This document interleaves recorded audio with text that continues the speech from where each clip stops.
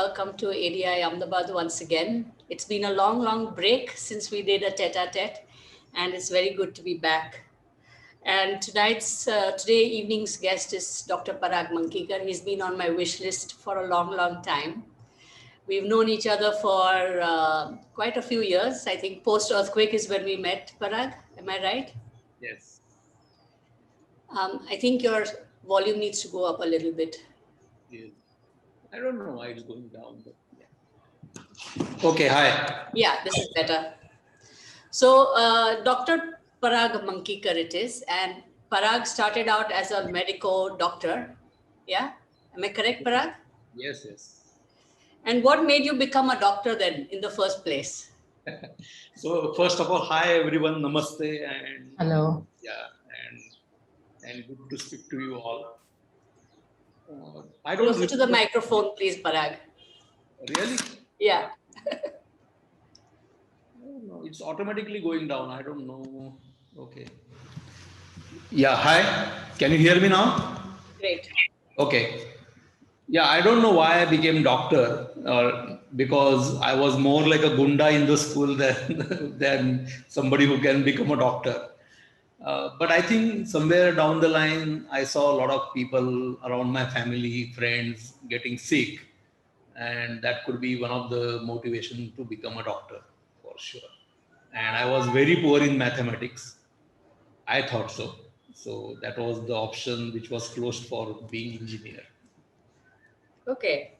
But later in the life, I realized that the doctors need more mathematics than engineers, because especially when I worked in pediatrics, छोटे छोटे बच्चों रहते हैं, and then you have to really calculate very precisely how many drops of saline you are going to give and what is the time, and so all these very funny examples, mathematical calculations. How Anyway, long were you a doctor?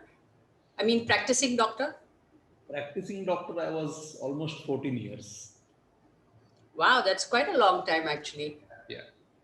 And then why did you shift out of practicing medicine? Yeah. So before I became doctor, I should tell you something is was traveling a lot.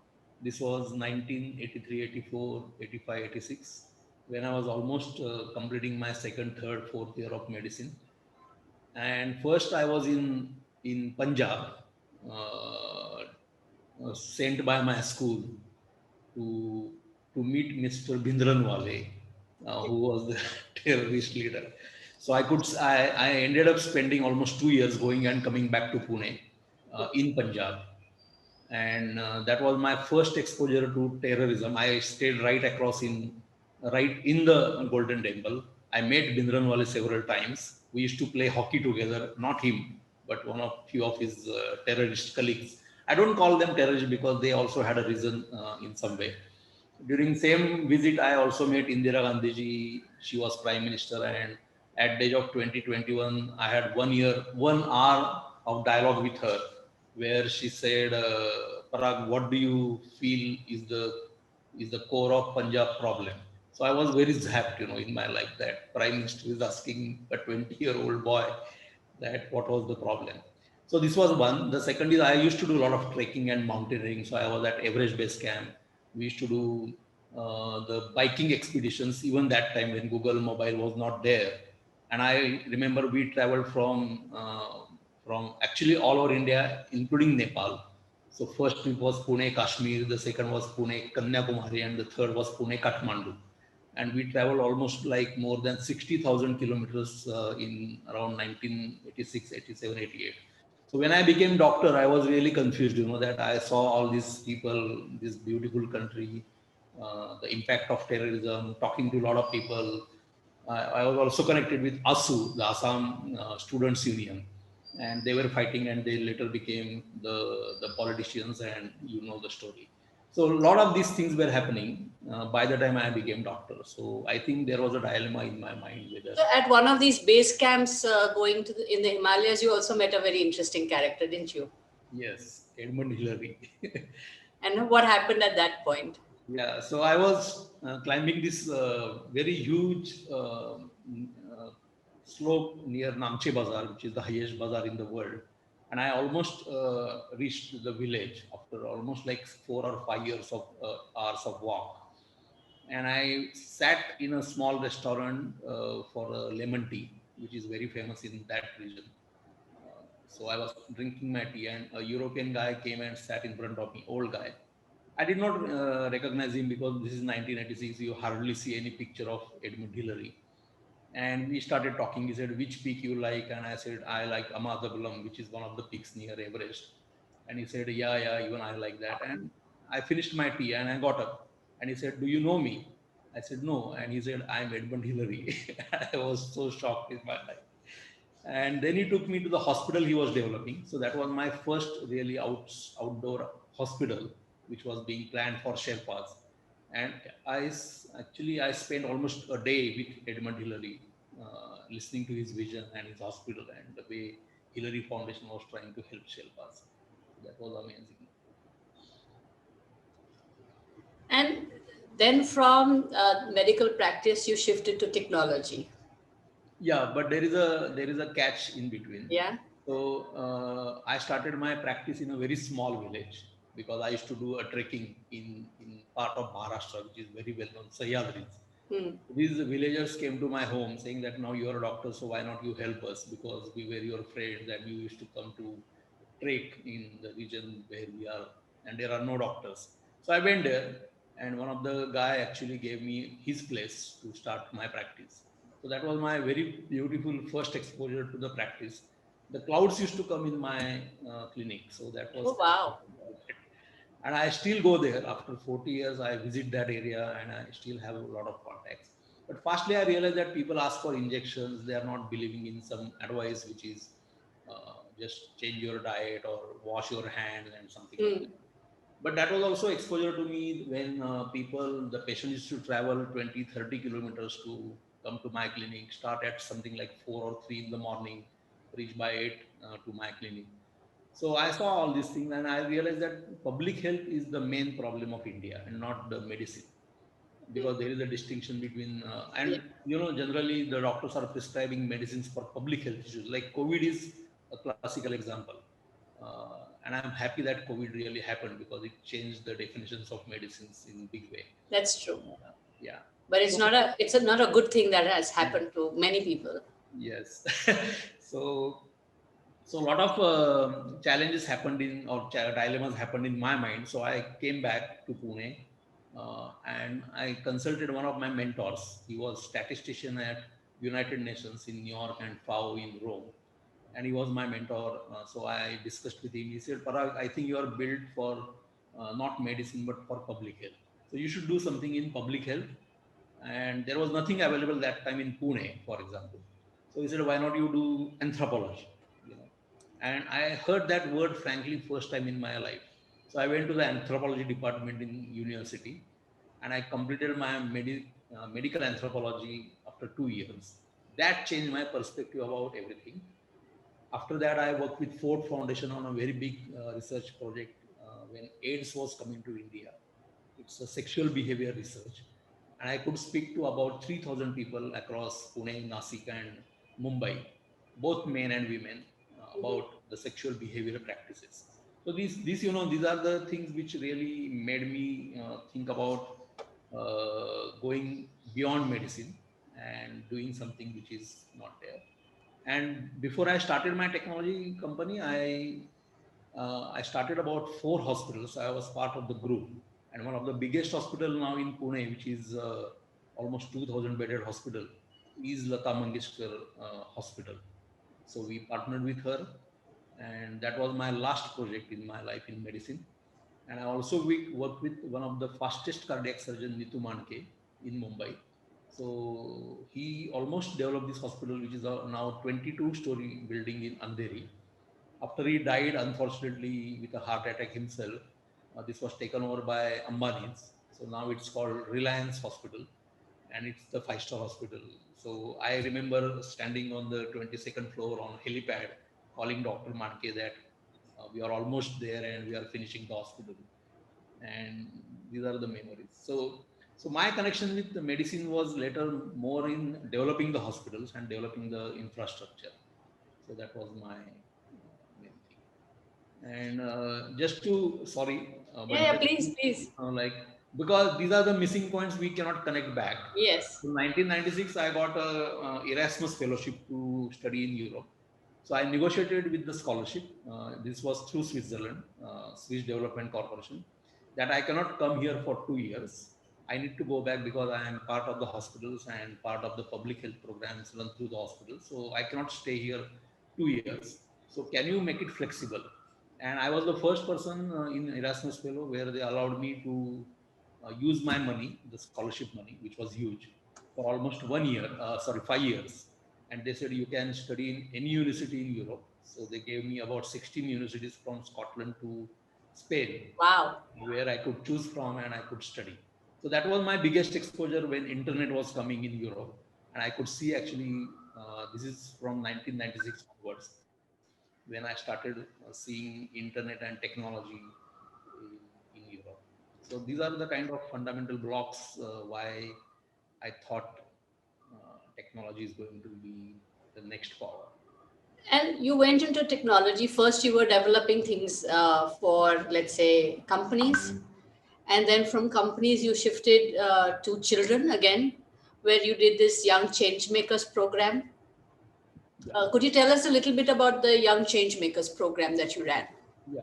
So my company is Niti Solutions, Yes. and first you are correct actually because I worked in disaster management and it started with Anjan in Gujarat. When Yes. I was there for medical camp, I took I think more than 30 doctors from here, and we could set up a camp in Anjar, which was completely shattered that time. And that gave me the first exposure about how we can train doctors. Doctors were not trained, and we could see actually a lot of issues during that time. So my first company was the first work we started doing was in virtual reality, and we created scenarios for like earthquakes and accidents and these kind of disaster management scenarios. So that was my first work in virtual reality. And then in 2004, Bombay disaster happened. 3 days Bombay was closed, and I was interviewed on a channel in Mumbai. That many people were interviewed. So this was a big interview, 2 days, almost like 3 hours each day. And they were asking me a lot of questions about how disaster management infrastructure could be improved in India. And at the end, this journalist who was very brilliant, actually young guy, who asked me, actually, you are working in Europe and you are doing scenarios for Europe and you have brilliant team. Why not you work in India? You know, and then we all know that the Indian subcontinent, India, doesn't talk about disaster management in a big way. In fact, I remember I meeting Manmohan Singh that time, Sharad Pawar, who was the disaster management minister that time. Yes. Nothing That's happened. also the time we met. Yeah. And you were actually doing a lot of work in Ahmedabad. I remember meeting this fire brigade guy. I forgot his Yeah. name. Yeah. So very interesting story. But when it came to training, nothing was happening. And I came out of the studio and I called my team saying that we have to start something with India. And then the suggestion came that why not we start with children? And that's how actually we shifted from our focus, not shifted, but we continued Yeah. doing work You in added it on to to earn whatever money. you were doing. It was, yeah, we never wanted to be depending on funding and foundations and something like that. So we started earning money from Europe and we started spending money on our ideas and pictures. So that's how the first thing started. And my team came out with a very brilliant game using Snake Standard as a platform. And we created this game on disasters, earthquakes, and fire, and all that. And we had this first big seminar in Pune, 2 days, and we invited schools. I could not believe 1,000 children came, and they were there for 2 days, going and coming, of course, back home in the night. But they were not ready to leave. They were playing the game all the time. They were fascinated, and this is how I thought that learning can happen for the subject, which is very experiential, where you cannot read a textbook, how I can save someone and how I can run from the fire and something like that. But you have to actually train the people about how you can do it. So that's how it started. And then this idea came about Young Changemakers because by 2008 I was nominated for Ashoka Fellowship, and I got selected. I got selected in 2008. And first time I heard the word change maker in my life. And I like that word. I said, this is the word everyone should use, that I am a change maker. And why not we start something? So that's how the Young Change Maker Conference started. And to its peak, about 200 schools from Pune used to participate. But this was an initiative completely funded by our company, which was small. It was basically dependent on volunteers, mainly from my company. So about 30, 40 people used to work as volunteers. And then we got a lot of people from the city of Pune as volunteers. But like I see now over the time from 2002 to 2020, and of course around 2010, a lot of things started changing suddenly. The definition of professionalism changed, Yes. the career changed, and people who used to work in my company, they started questioning that whether this really helps such projects in their career.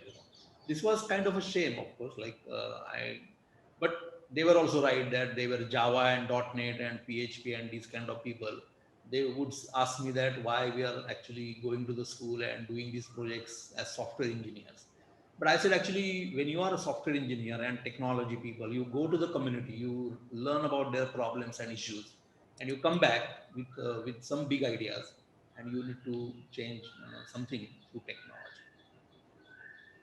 Can you give an example of some of the kind of changes that came out of from the Young Change Makers, and how you kind of how it was organized?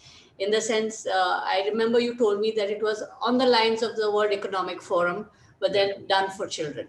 Yeah. So we had about 150 topics, which even today are not taught in the school. Some of them they are, like how to deal with blind people.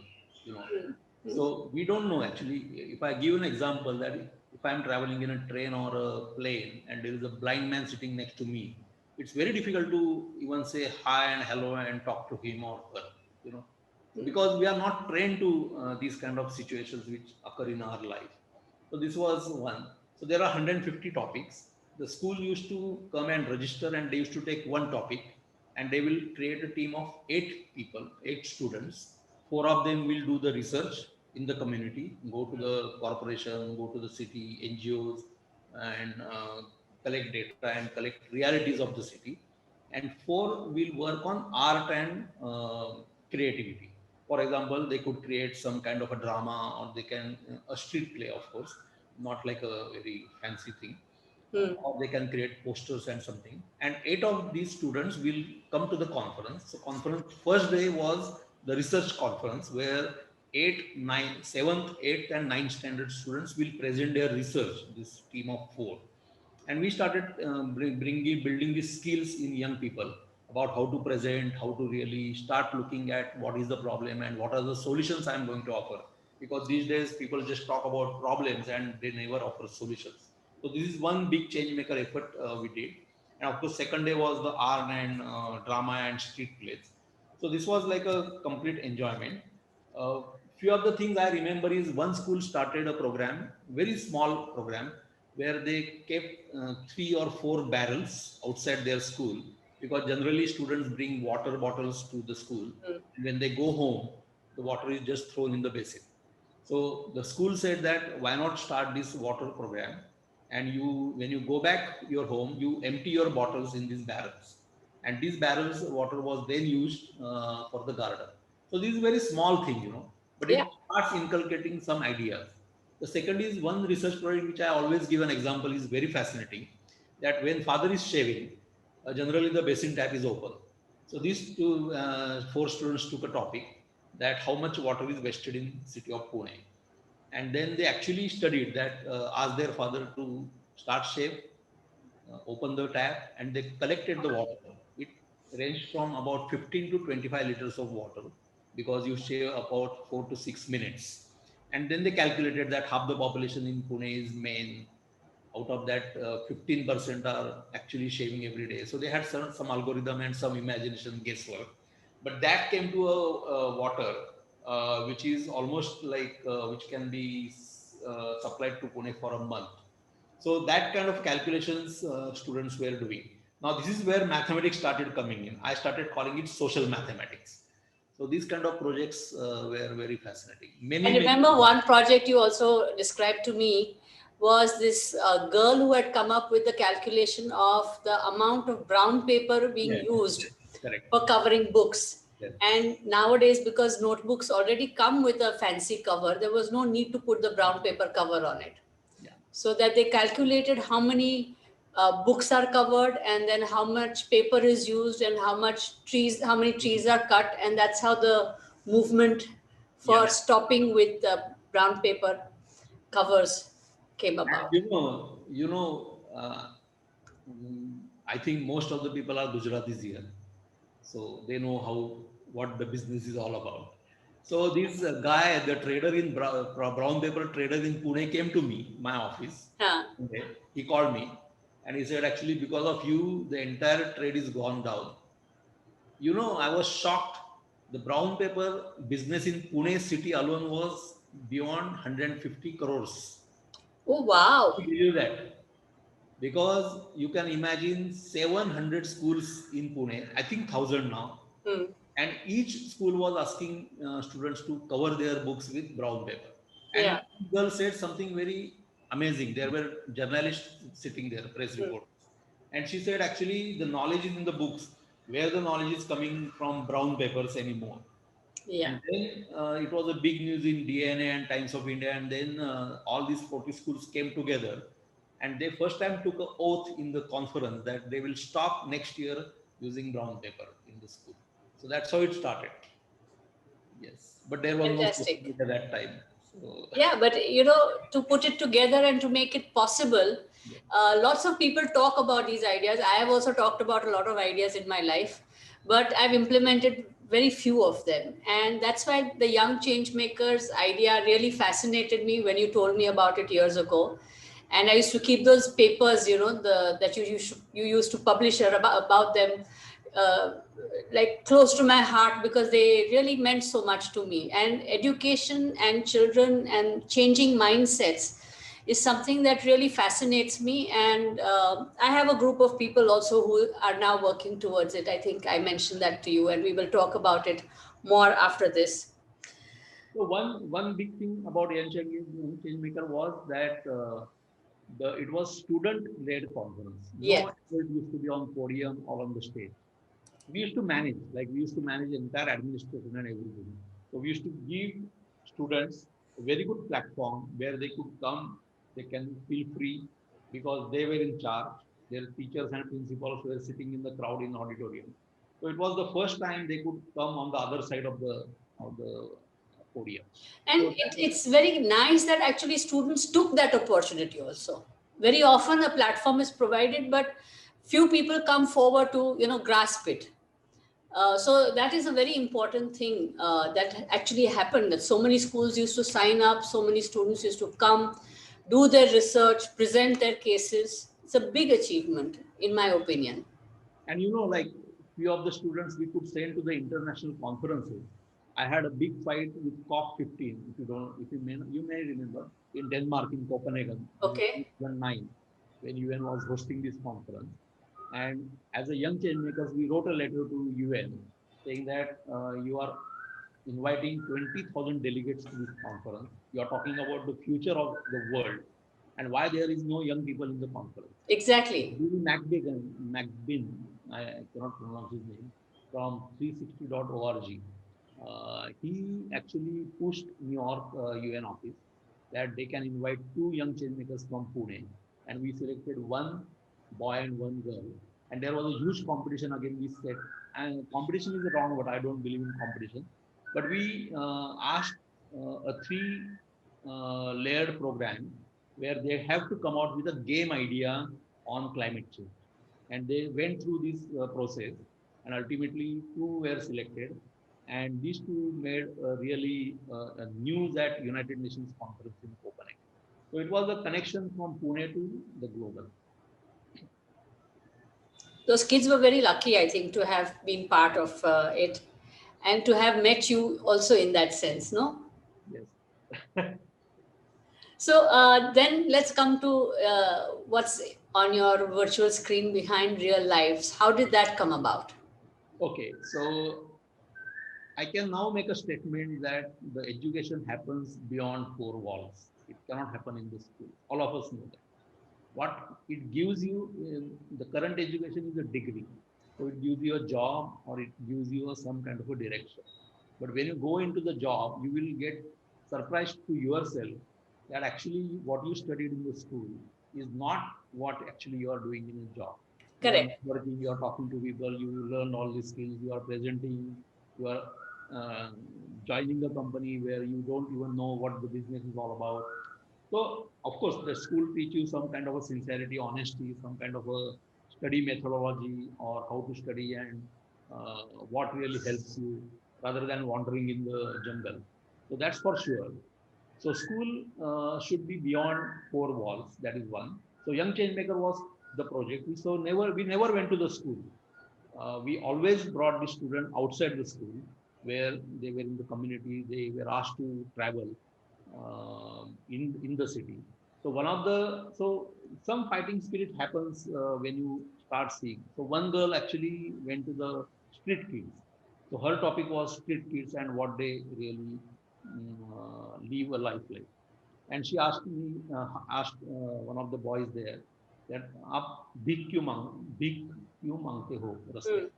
and that boy has replied हम भीख नहीं मांगते हम इधर business करते हैं. Ah. So that changed. She went back to the school. She fought with the principal. She said, actually, why not we start a school?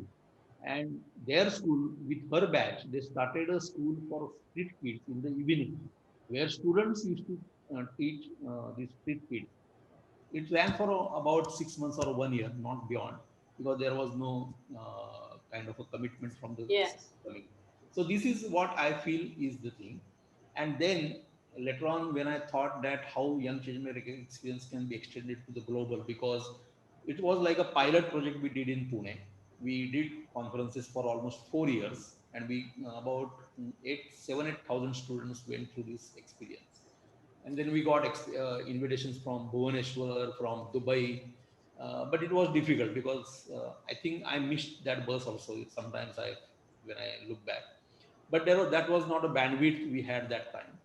So going digital was the key, Hmm. and I thought the real lives could be one of the game changers that can bring the knowledge of the real world to the young people, and they can start looking beyond themselves and uh, start dealing with the challenges of the world. If you ask me the story of real lives is not really my idea. Real lives was started by a guy called Bob Runyan in California, Hmm. and he was a software engineer and mathematician and a teacher in the school first, and then later on he became a principal in one of the schools, small schools in California. And he was actually staying in 1 square kilometer area of Steve Jobs and Bill Gates, same age, and very brilliant. So he used to play a board game called Game of Life, and Game of Life is still popular and still available in US and everywhere. A lot of people have played that game. But Game of Life, everything starts at zero, like any other board game, and life doesn't start with zero for everyone. True. Some people, yeah. So girls and black, and we all know this diversity of the world, disparity. So we saw actually the only way to go from away from idea of game life and really bring the experience of diversity and disparity of this world, we had to develop a game, design a game. And fortunately, Ashoka in 2004 or 5 started a platform called Changemaker platform, changemaker.org, where I was registered and he was also registered. And we were searching profiles. And I suddenly got his profile. I sent an email to him that, so he had written about real lives and what is his vision and how it connects to the Mahatma Gandhi's vision about be the change you want to see in this world and all that stuff. So I sent an email saying that, Bob, this is very interesting. We are a game company. We are into different domain of disasters, and but this is very interesting to me, and let's connect. So this is what the advantages of internet are, Yes. And this generation is really beneficial out of that. So Bob immediately wrote back, and we had the Skype call that same evening. Hmm. And then I decided to go to US. So I went to California and I went to his home. I met his wife and him, and he described actually the first version was already out, and here it was a very small program using a particular software which was there at that time. And then at the end of the day, Bob said that, Parag, can you help me? I said, why and how and what? So he said, actually, I don't have a lot of money. I want to keep the vision of this game. So can you give me some 2, 3 software engineers who can work on this game idea? And actually, frankly, I went there to look for any outsourced business which is coming from US. But I was fascinated during that day, and it really impacted me. And I said, yes, Bob, I will definitely help you. And we started helping him till almost 2010. So 6 years we created 2 versions. And then 2010, first time he said, Parag, you come on the board of Real Lives. So I became the director. But by that time, he was not a marketing guy. He was not very fancy in talking to people, but he did the job. And by 2012, he almost became bankrupt. He left, and he called me saying that, Parag, now I'm gifting this game to you because you have developed the software. A lot of ideas are coming from your team. So that's how it came to me officially. Bob is still involved. Kathy, his wife, is still involved.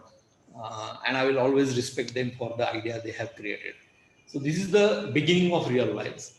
To explain the people who are watching this program, this is a huge statistically driven game. So we have the statistical data from the entire world, from 193 countries which signed the United Nations mandate. There are more than 250 countries of the world, but 193 or now 195 have signed the United Nations mandate. So we have the data from birth to death of these individuals. And these data, there is a layer of algorithms, about 50 of them, statistical algorithms. So when you click, you are born in the game, and you are born randomly. And I'll explain a little bit more. I'll show you actually how the game works. Can you see the screen? Yep. Okay. So this is a dashboard for a teacher. So you can add students, view students. So there are dashboards for gamers, for school admins, for students. We are also connecting now the game with sustainable development goals, because that was one of the vision we always speak about. And here you see how many students donated their organs, and how many lives are in progress, how many are completed, something like that.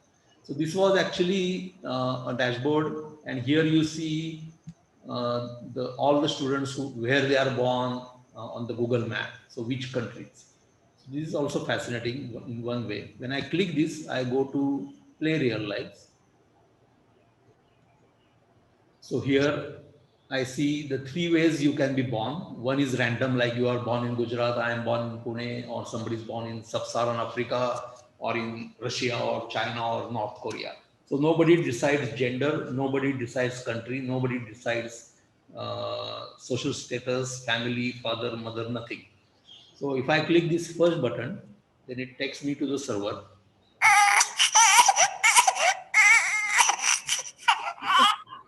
Okay. So I am born as Air Karan, Danish. yeah, in Turkey. And here you can see a little bit more about the Muslim religion, for example, and other religions which exist in Turkey. So they start seeing the diversity or disparity everywhere. This is a small information about Turkey. Then you can see exactly the place you are born. So this is the town called Tars. So this is a real town. So this is a highly realistic game. Rest of the games, I don't know why right things are not happening. Rest of the games are illusionary. They make you go beyond the reality. Now, currently I am logged in from my Swiss account. If I was logged in from my Indian account, then it would compare Turkey and India. So it compares your population, sex ratio, birth rate, then some economics like PPP, Gini, which is a disparity index or distribution of wealth, purchasing power parity, sustainable development goals score, happiness index, human development index. So this starts make people wonder about that. I am born in country like Switzerland, which is rich, and some of the indicators are even bad even in Switzerland. So that's kind of things.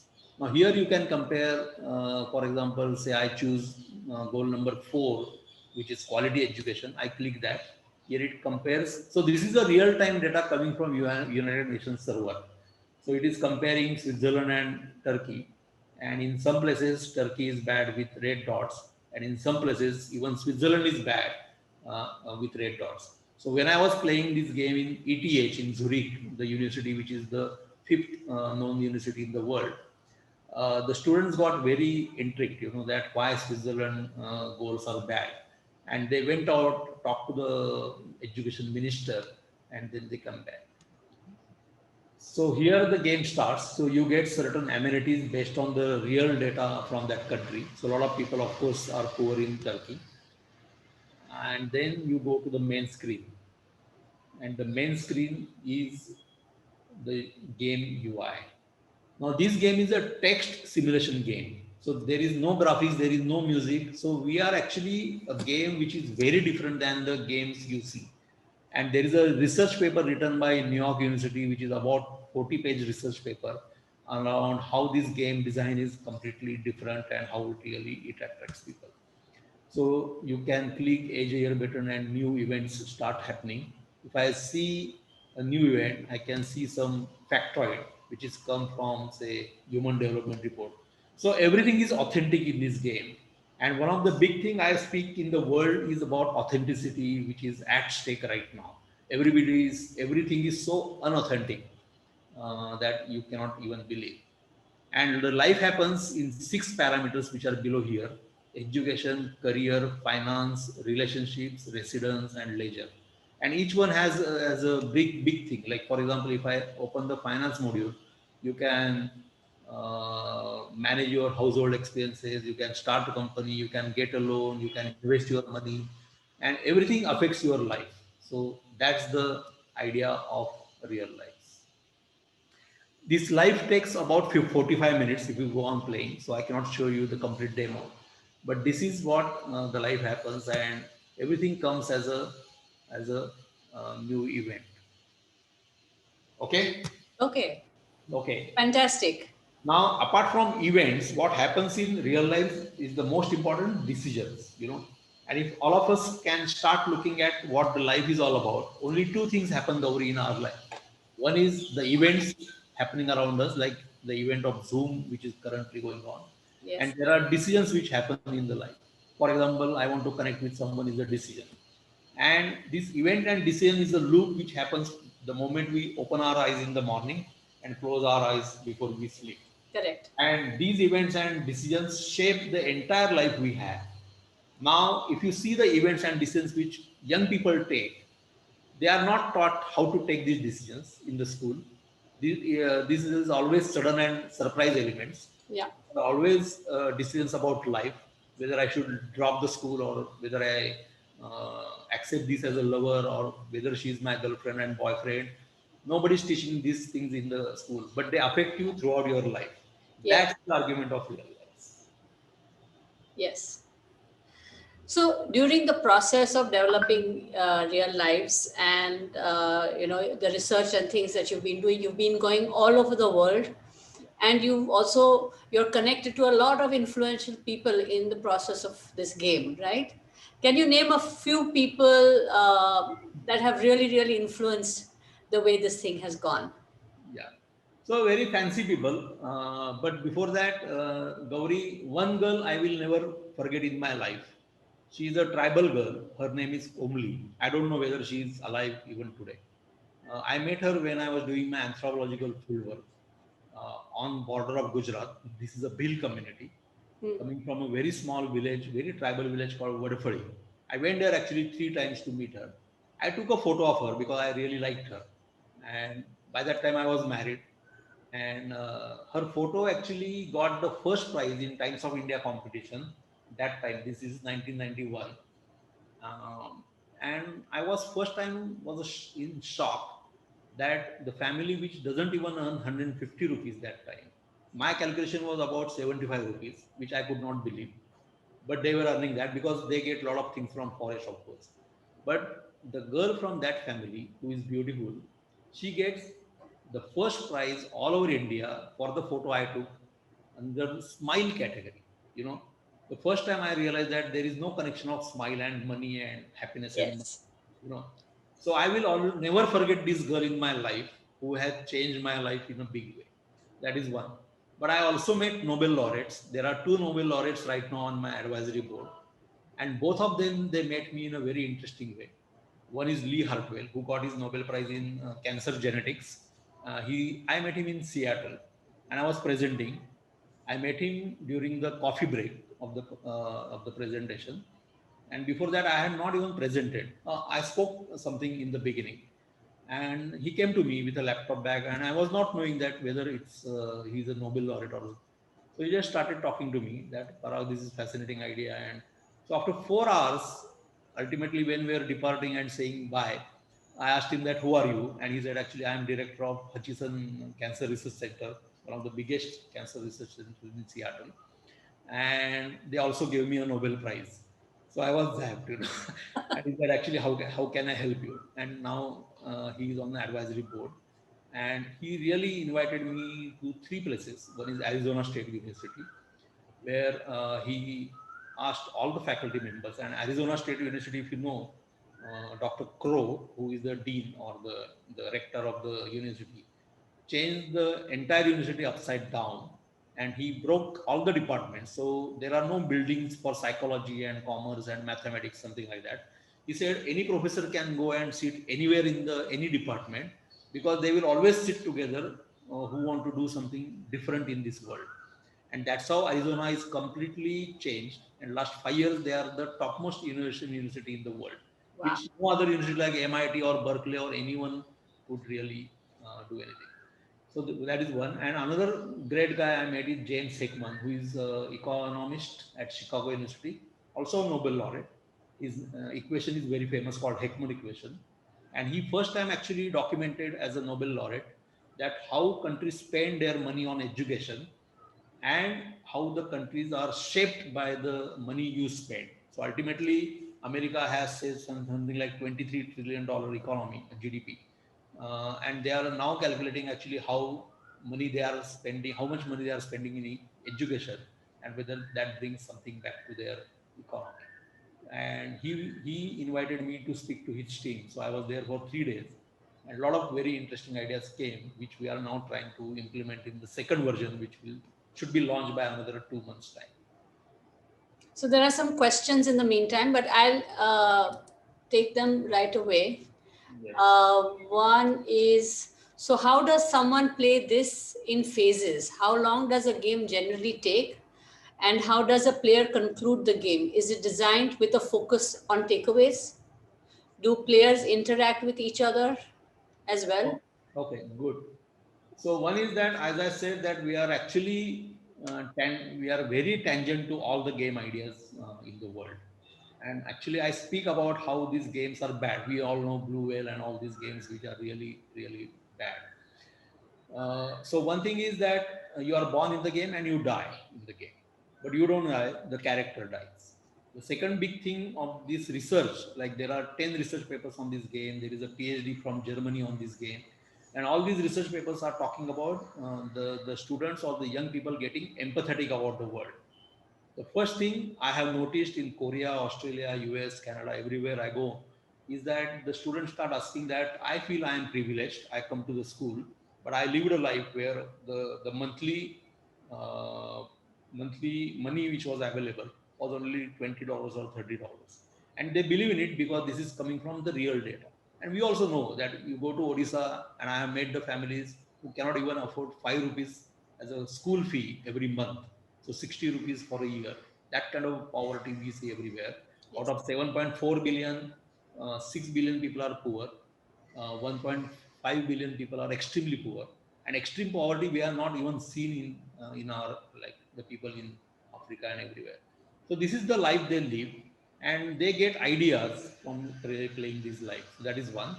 The players don't interact because this is like kind of catharsis or kind of a meditative moment we have created. So we have to give this individual experience to the students or to the young people. And you won't believe this game is also popular in gaming world. Now you know the gamers in everywhere, and the largest revenue we get is from gamers community, and a lot of young gamers across the globe who write to us, who volunteer with us, They keep writing to us that they have never seen such a game in their life. First, they thought this is very boring, but it has impacted them so much. I'll give you a very small example because I should give some real life example rather than me talking to you. So I went to Seoul, Korea for the first time in 2018. Ashoka invited me because they felt that this game is really important for the Korean education system being was in reform process that time, and they wanted to bring this empathy and social emotional skills into their curriculum, which is the core of real life and through gaming. So you don't have to teach students what is empathy and what is social emotional skill and what is grit and what is resilience. So they learn all through this game. So I went there and the blog was written, big blog by Ashoka, and that was read by the BBC journalist. His name is Subin Kim. And Subin called Ashoka's office saying that I want to meet Parag. So they thought that he wants to come and interview me. So he came, and the moment he met me, he said, Parag, I want to say sorry and I apologize. So I said, Subin, we have not even met. Why you are apologetic and why you are saying sorry? So he said, Parag, I played this game 8 years ago and we had a big group of gamers across the globe. And the competition we used to set was who dies first in the game. Now that answers the another question is that what really happens and how it goes. So this game is highly probabilistic. It is based on statistics. So none of us know actually when we are going to die. Yes. So if the infant mortality of a particular country like say Rwanda or North Korea or any other country, Congo, Democratic CDR, is high, then chances of the character dying at the age of 1 or 2 or 3 is very high because that is driven by the statistics. Correct. And none of us really don't know if, of course, like the friend who died yesterday, he might have a slightest idea about when he's going to die. Otherwise we don't know when we are True. dying. True. So that is highly probabilistic, and that's how the game fun is all about. Also, where you are born is Exactly. probable. You never know. You never. Yeah, and we become fighters for that piece of land that we call our country. Yes. But it's just that you were born there. Yes.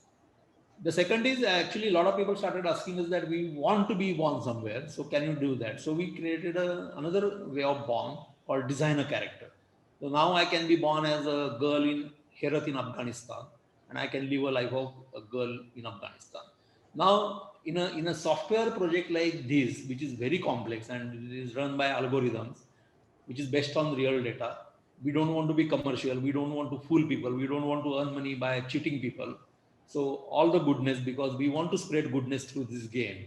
If we want to maintain all these things, then certain things we cannot do as a company or as a Yes. software. And that's where the ethical line comes in. And that's where actually one of the big thing I talk about is the way data is handled. Now somebody asked a question about can people Yes. talk to each other in the game.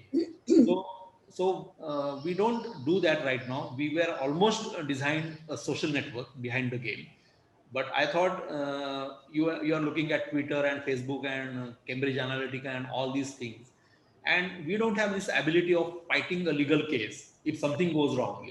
For example, the schools are using it, and if something leaks from the school, and then it becomes like a big news. For example, I'll give you a very small example how sensitive the issues are, but with the humanity and approach of goodness, you can still deal with the situation in a very good way. A school in US is using this game, and the teacher forgot to put off certain settings. For the example, there is a rape data in the game. Now you might get raped in a country where the rape statistics is really high. Now this girl was born somewhere and suddenly the character got raped.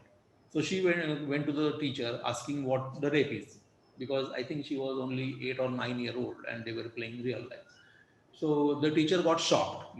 So she said, "Where did you heard this?" Then she said, "No, I just had this happen to me in this game." So teacher wrote an email to us asking now what to do because she was really scared. Now it will be a big issue, and so I said, "Don't worry. Ask parents to come, talk to them, and let's see actually what their version is." The mother said actually she wanted to bring these issues to her daughter, but she was not sure actually how they are going to bring it to their daughter. And in fact, mother was happy that the student was curious, their girl was curious, and she started asking certain questions. Later on, the school started a program where they started bringing these issues into the classroom, and that's how this school was also changed. Yeah, you can stop me if I'm talking too I much. think we're going to run out of time. Really? Okay. So, are there any questions still coming in from the audience? Or would you like to share something? You can put your microphone on and just ask your question, Yeah, that or would be say better. say what you would like to share with Parag. Hi, Parag. This is Priyanka. Hi. I'm really fascinated with your game. And I was just wondering, like, so you use real-time data, right? So where do you extract this data from? Like, this is Yeah. UN sites Yeah. or? So we extract this data from about 150 websites. One of the website where you get the purest and very authenticated data, unfortunately, is Central Investigation Agency (CIA), which is US. But CIA data is actually public, so but we take this data from Oxfam, UNICEF, OECD, UNICEF, and all these organizations.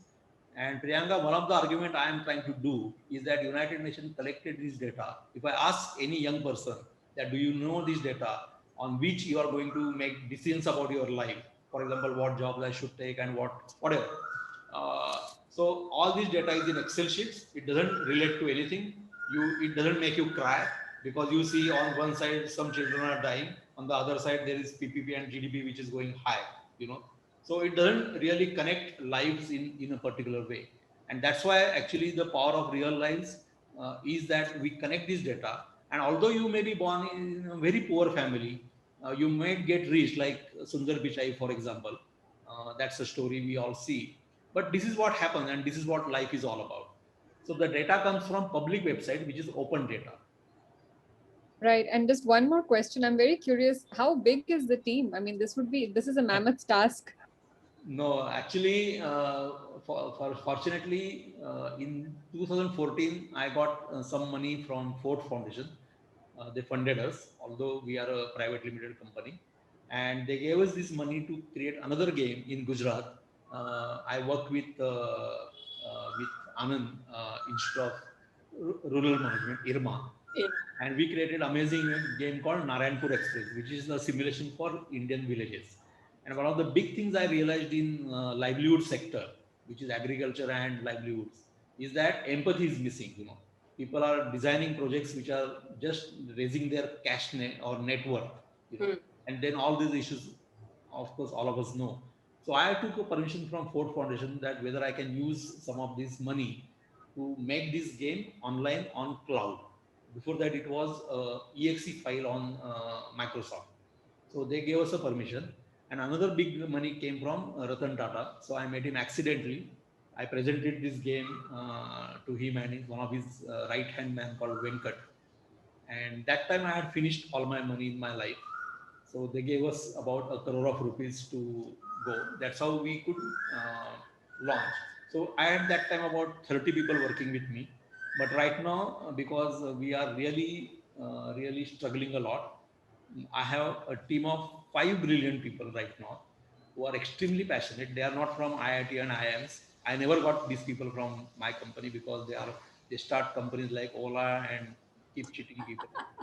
Uh, and keep cheating drivers who are poor. So we don't want to do that, and we don't want these people to come here.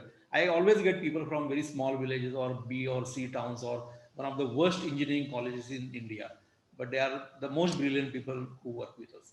So right now, 5 people, and the next version will be launched in next 1.5 months, and it is going to be brilliant for schools where we are creating a teachers program now, global teachers program, because one of the big thing which is missing, Gauri, right now, and all of you, is Yes, that there is absolutely. no education about empathy, there is no education about social emotional skills, and we are still struggling how we can complete syllabus and how students can get the jobs. That's all. One more question, Parag. You had a program some time ago which was called Mera PM Con. Yeah. I thought it was a fantastic initiative, and I hope you continue it every time that the elections come Yeah. and update it so that actually people get to know who they are voting for on the forehand and why. Actually, in the Netherlands, they also had such a game. where you may think you are left wing, right wing, or this or that. But when you start answering the questions, that do you think like this, do you think like this, do you think like this, and then you discover that actually your thought process is for something completely different, but you're voting for something because of other issues that are Yeah. sent to your brain. So I think that a game that you started, Mera PM Con, is very interesting, and that you should actually really bring it out in a big way, or include it in real lives in some So the format. most fascinating story about Mera PM Con was that I got a call from US Embassy in Delhi, and they started asking me, "Are you going to make a game for US elections?" Which was actually Trump and Biden election. Okay. Because I was busy with real lives, I said forget it, and we also could not get the small money we wanted. Otherwise, it was going to be amazing. But yes, of course, like I definitely agree. So my last question before we end the session today is, what would your message be to the world with all this experience that you have, with all the kind of people you have met in your life, and all the dreams you still have? A lot of us have almost given up, but you are still charged with dreams, and that's what fascinates me most about you. What would your message be? First message I learned in my own life is that talk to every person you encounter with. Even the guy who is filling petrol in your car. I never sit in my driver's seat. I also observed you, I guess. I always get down. And I have learned this technique after these interviews I took for AIDS, sexual behavior.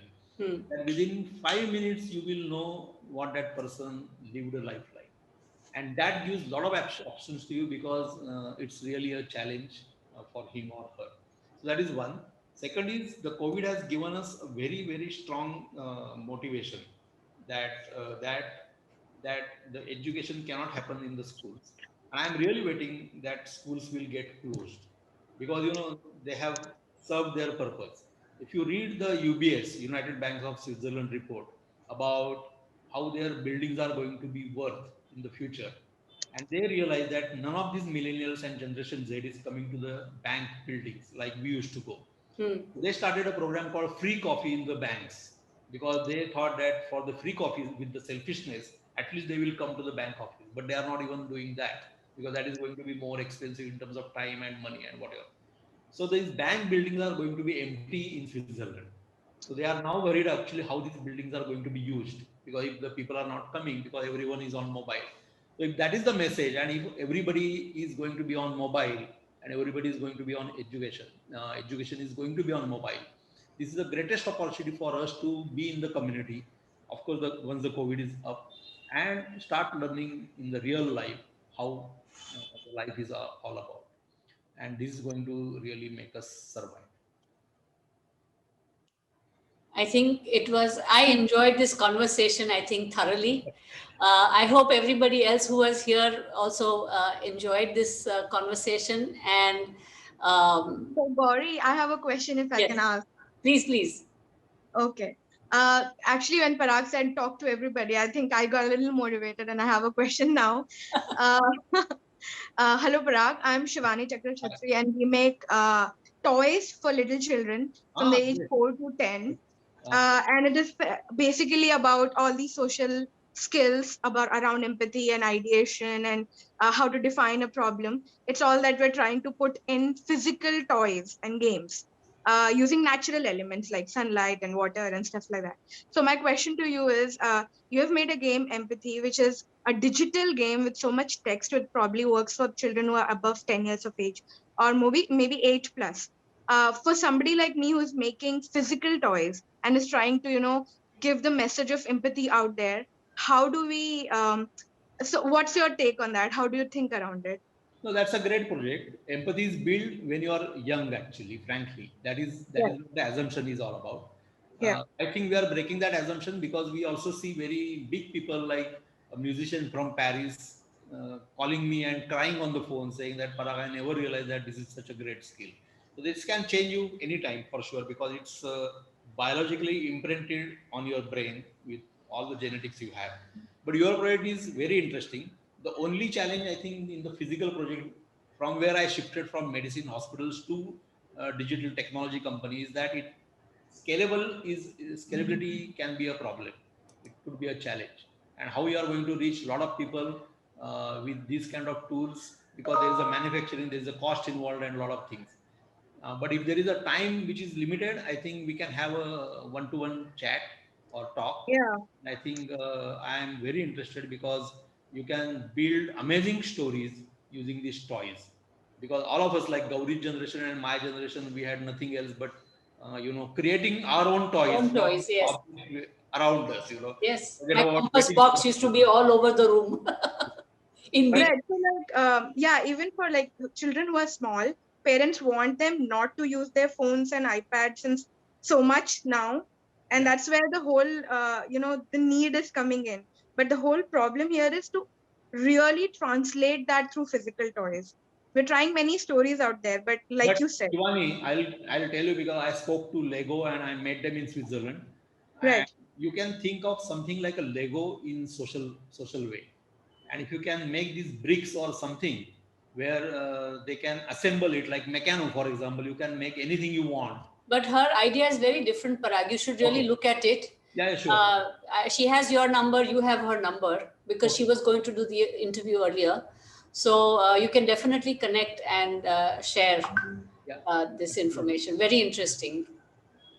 Sure. Nice to know you, Shivani. Yes, and I will connect with you. Yeah. So with that, I would like to thank Parag very much. And I would hope that we could meet again and again for, taking other discussions further whenever we are thinking about problems that we come across design wise when creating new ideas, solutions for, let's say, bringing change to our cities, the way they function, the way we approach our municipalities, and all these kind of problems. There's a lot I think we can learn from you. Yeah. So thank you very much. Only to end, I'll like this quote from Kalam, that नींद में सपने मत देखो, सपने ऐसे देखो जिससे नींद उड़ जाए. उड़ जाए. Absolutely. Yes. Thank you. Thanks. Great. And bye all. And Gauri will share my Thank link. So anybody who wants to get in touch, let's talk. And Yes. I'm never busy. Great. Thank you. so much. That's Thank you, wonderful. Gauri. Thank you, Bye, Parag. Parag. Thank you so much. Thanks, Gauri.